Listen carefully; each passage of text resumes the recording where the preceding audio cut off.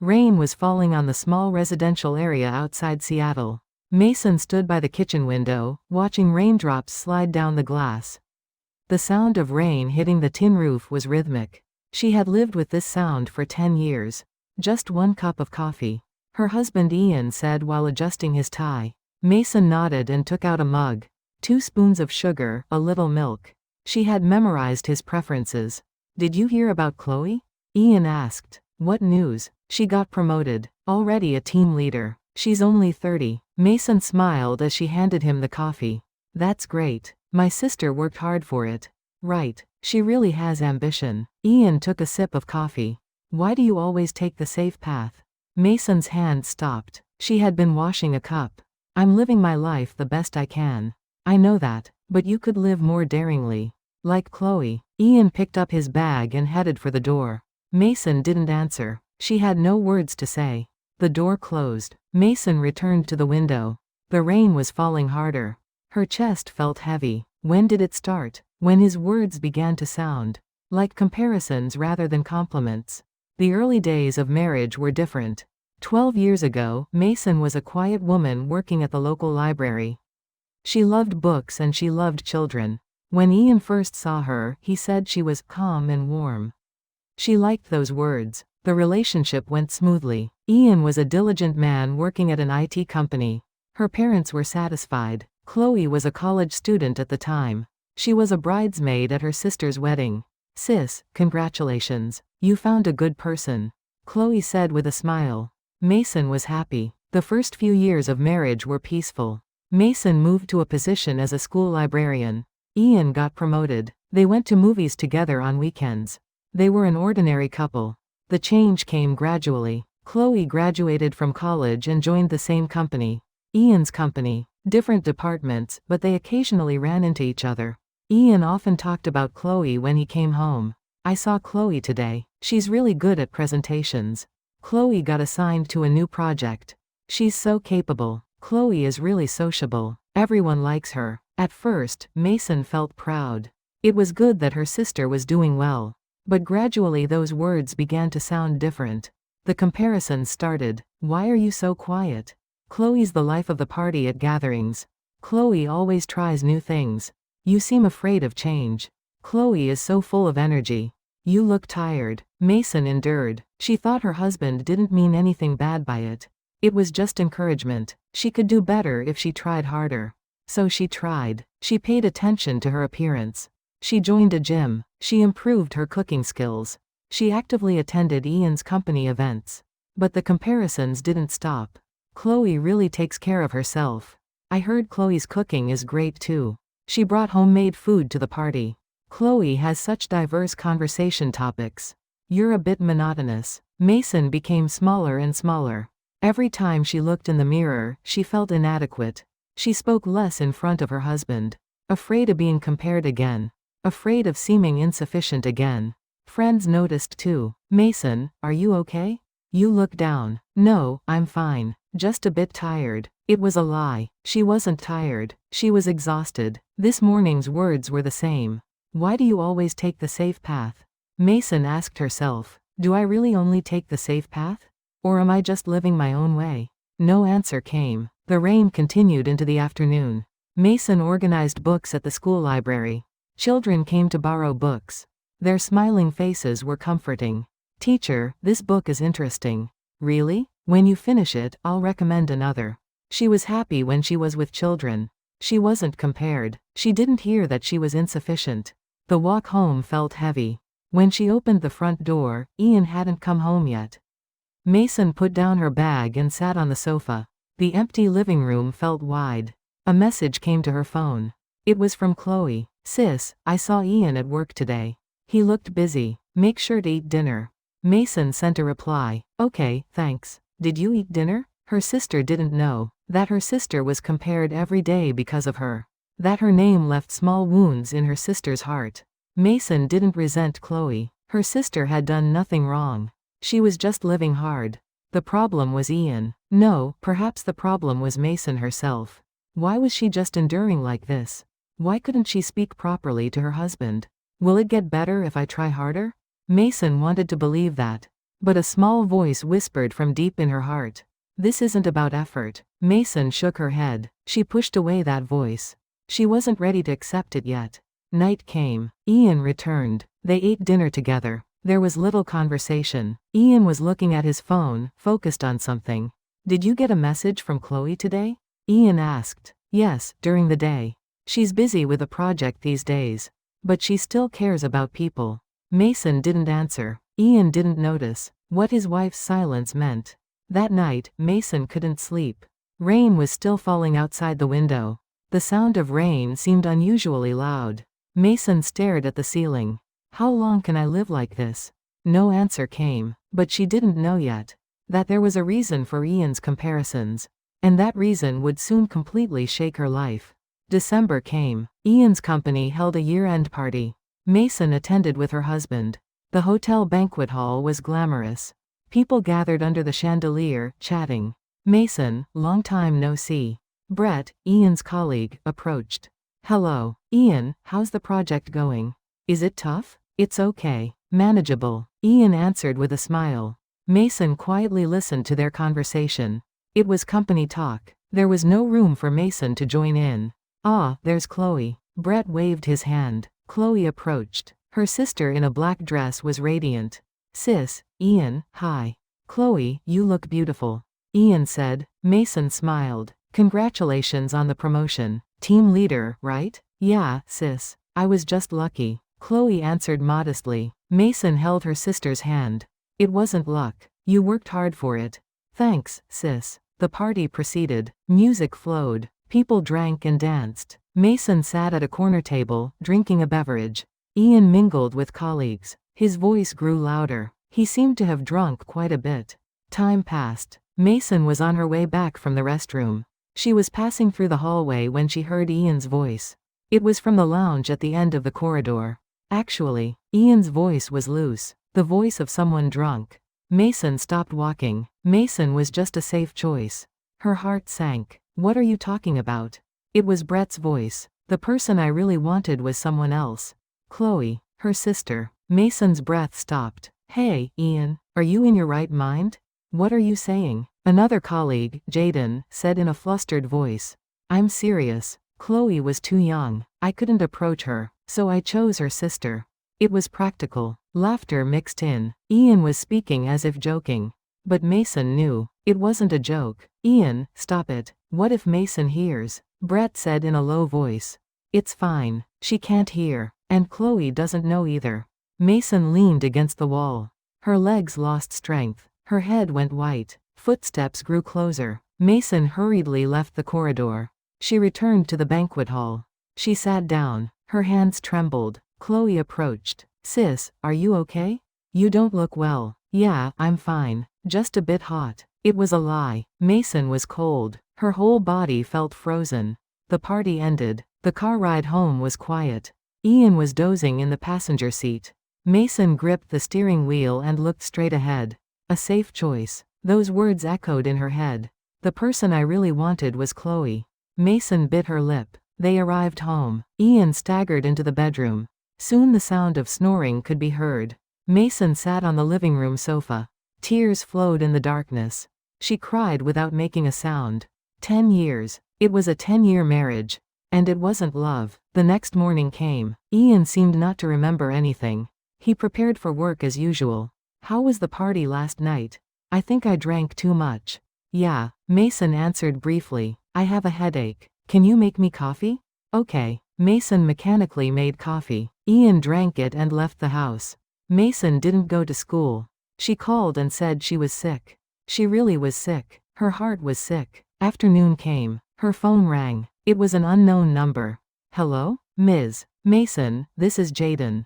Ian's colleague. Mason's hand stiffened. What is this about? I'm calling about last night. Did you hear it? Silence flowed. I heard it. Jaden sighed. I'm sorry. I recorded it. Ian was saying such strange things. I thought you might need evidence. A recording? Yes. Should I send it to you? I think you should know about this. Mason closed her eyes. Please send it. A few minutes later, the file arrived. Mason pressed the play button. Ian's voice flowed out. Mason was just a safe choice. The person I really wanted was Chloe. Mason put down the phone. She had evidence, but she didn't know what to do with it. Should she tell Chloe? Her sister didn't know that she was her sister's husband's real target. Should she confront Ian? Should she ask him for the truth? Mason was confused. Her head was complicated. Emotions were tangled. Anger, betrayal, sadness, shame. What did I do wrong? Mason blamed herself. Did this happen because she was insufficient? If she had been more attractive? If she had been more lively? No, the problem wasn't Mason. The problem was Ian. But she was afraid to admit it. Admitting it felt like everything would collapse. Evening came. Ian returned. No different than usual. What should we eat for dinner? I haven't made anything yet. Should we order delivery then? Okay. The conversation was brief. Mason couldn't look her husband in the eye. The night deepened. Mason lay in bed staring at the ceiling. Ian was sleeping beside her. She had slept with this person for 10 years. Now he was a stranger. What was I to him? A substitute? A second choice? A safe option? Her heart crumbled. Mason made a decision. She had to find the truth. She had to know exactly what Ian's true feelings were. And after that, she would decide whether to stay or leave. But Mason didn't know yet that the truth was in a much deeper and darker place than she imagined. A week passed. Mason listened to the recording repeatedly. Each time she listened, her heart tore. But she had to confirm whether these were words said while drunk or his true feelings. Ian was the same as usual. He woke up in the morning, went to work, and came home in the evening. He talked about Chloe. He didn't make eye contact with Mason. I'll be late tomorrow. There's a company dinner. Okay. Conversations grew shorter and shorter. It was Saturday afternoon. Ian left the house saying he was going to play golf. Mason was left alone. She slowly looked around the house. It was a space they had lived in for 10 years. But it felt strange. She stood in front of Ian's study door. It was a place she usually didn't enter. It was Ian's private space. But today was different. She opened the door. Documents were organized on the desk. The computer was off. Files were inserted in the bookshelf. Mason opened a drawer. Pens, memo pads, business cards. Ordinary things. She opened the second drawer. There was a black notebook. It had an old leather cover. Mason took out the notebook. Her hands trembled. She opened it. On the first page was a date. 12 years ago. The year she first met Ian. The handwriting was Ian's. Mason is a decent woman. Quiet and stable. Not bad as a marriage partner. Mason's heart raced. She turned to the next page. I saw Mason's sister today. Chloe. She said she's a college student. Lively and attractive, but too young. Her breath caught. She continued turning pages. It's problematic to approach Chloe directly because of the age difference. It would be wise to maintain the relationship with Mason while keeping an eye on Chloe. The notebook almost fell from her hands. I've decided to marry Mason. Chloe is still young and uncertain. Mason is a safe choice. If I become family, I can naturally get closer to Chloe. Mason collapsed. She sat on the floor holding the notebook. Her hands trembled uncontrollably. The marriage was calculated. It wasn't love. Mason turned to the next pages. They were records after the marriage. Chloe joined the company. I'm glad to be working in the same space. Chloe is becoming more and more attractive. But I must be careful. I must make sure Mason doesn't notice. The notebook fell to the floor. Mason closed her eyes. Tears rolled down her cheeks. 10 years were a lie. For 10 years, she believed she was loved. She thought she was chosen. But from the beginning, she was a substitute. The sound of the front door opening. Mason? Are you home? Ian's voice. The golf must have ended early. Mason couldn't get up. She remained sitting on the study floor. Footsteps grew closer. Here you are. What are you doing? Ian opened the door and came in. Then he stopped. He saw the notebook on the floor. He saw Mason. His face hardened. I read it. Mason's voice was calm. So calm it was strange. Mason, listen. That was a long time ago. It's written from 12 years ago until now. Silence flowed. Let me explain. Explain what? That I was a safe choice? That you really wanted my sister? Ian approached. I was confused back then. I was young and stupid. But now it's different. What's different? Mason stood up. She looked straight at Ian. You still only talk about Chloe. You compare me to her every day. That was just compliments. I wanted you to improve. Lies. Mason's voice trembled. I know you were trying to make me like Chloe. You wanted me to become like my sister. Because then I'd be closer to your ideal. Ian couldn't answer. I heard what you said at the party. I have the recording too. Ian's face turned white. Mason, that was because of the alcohol. I wasn't in my right mind. The alcohol brought out your true feelings. Mason picked up the notebook.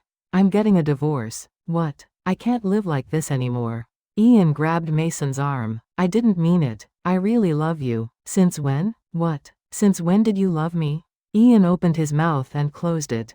There was no answer. Mason pulled her arm away.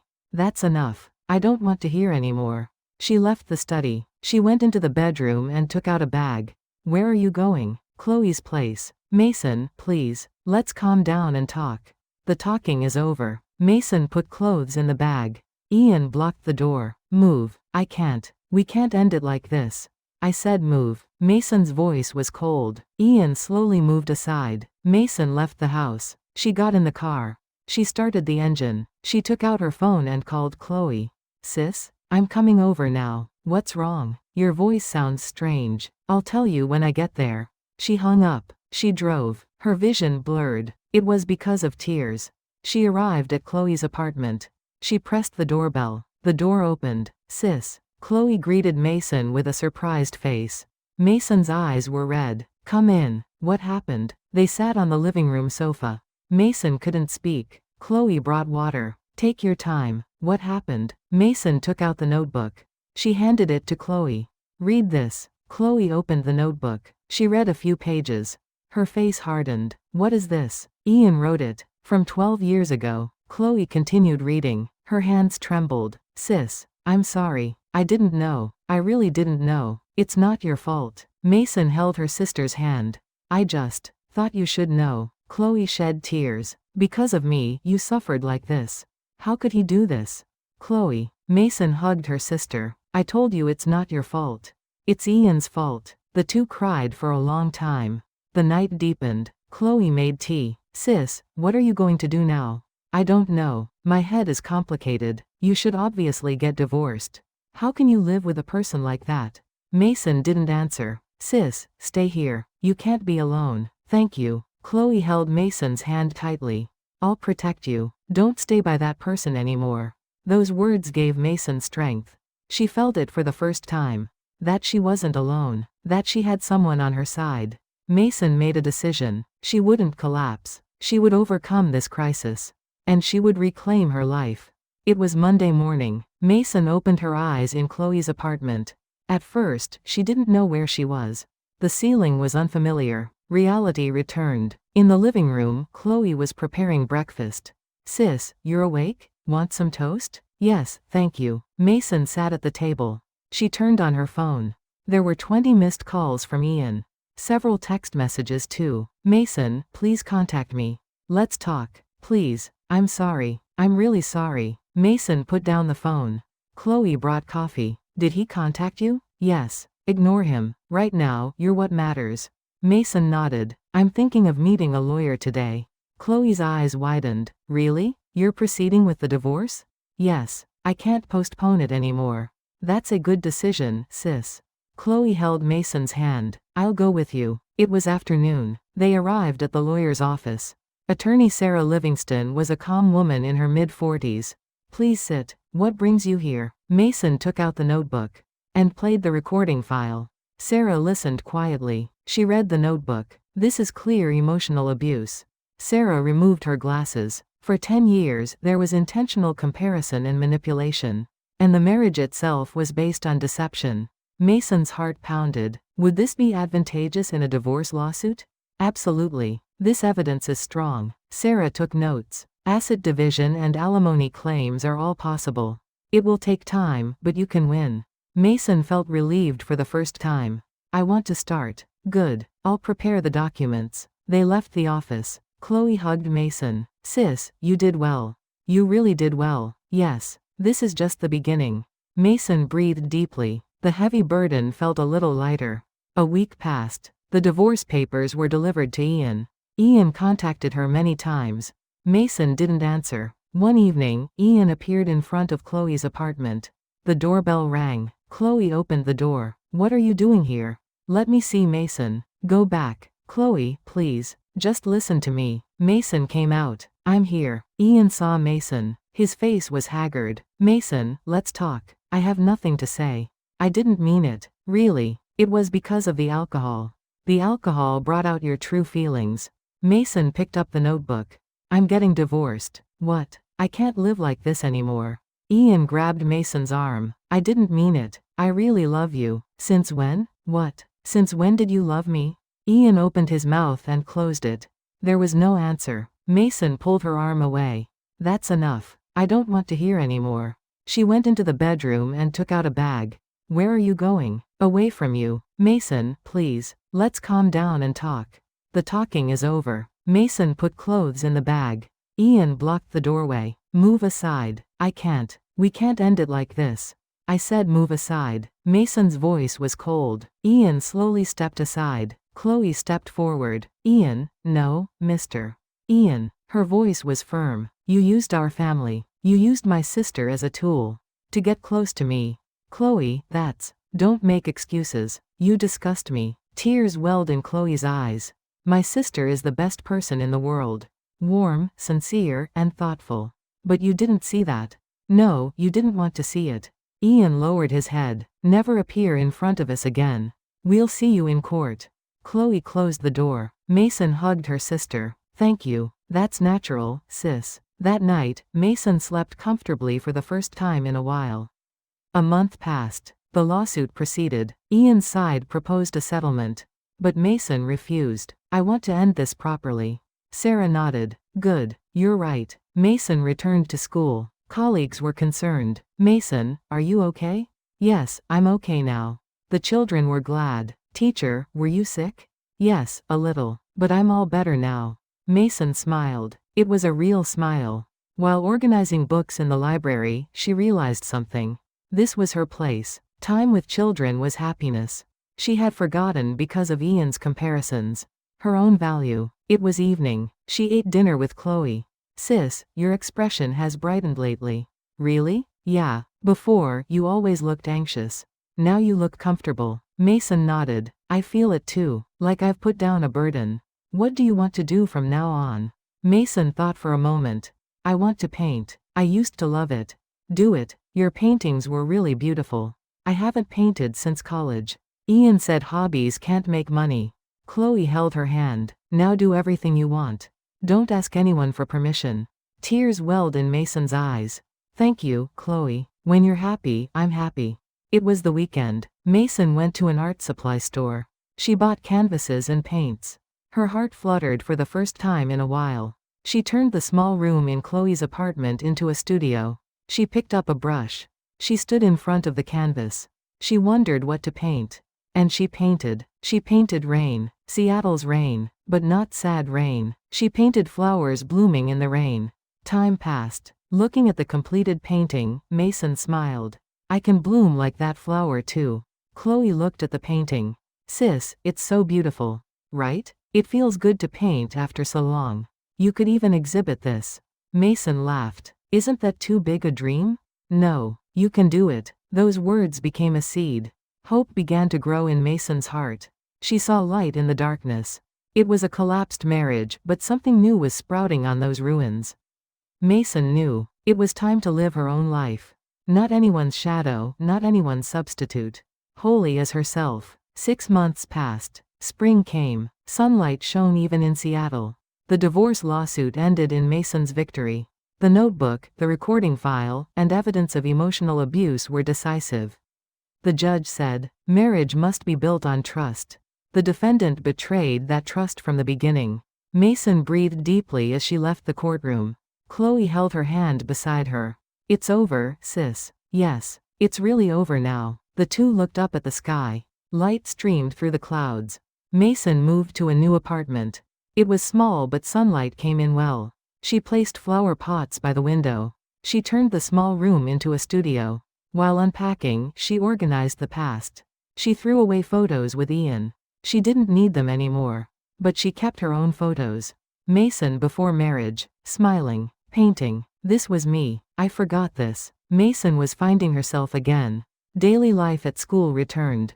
Children asked, "Teacher, why don't you wear a ring?" Teacher lives alone now. Are you lonely? Mason smiled. No, not at all. It was sincere. Being alone wasn't loneliness. It was freedom. She started a new project at the library. An art program with children. Today, let's draw freely. Draw what you like. Children drew their own pictures. Dogs, family, rainbows. Mason also drew with them.